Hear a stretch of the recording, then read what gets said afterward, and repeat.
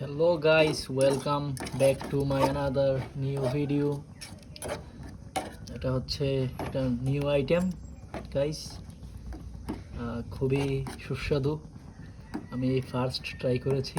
প্রথমে একটা আলু কুচি কুচি করে কেটে নিয়েছি, তারপর দুইটা পেঁয়াজ, দুইটা মরিচ আর একটা টমেটো, আর আপনাদের লাগবে হচ্ছে একটা ডিম। তারপর এইভাবে বিভিন্ন মশলা দিয়ে তৈরি করা হয়েছে, খুবই সুস্বাদু।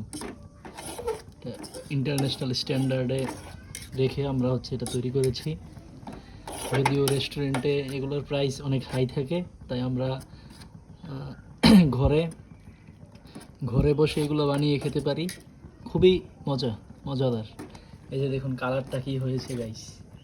এটা আসলে সচরাচর গ্রামের মেয়েরা কিংবা মা চাচিরা রান্না করতে পারে না। এটা একমাত্র আমার হাতের রান্না। খেয়ে খুবই মজা পাবেন।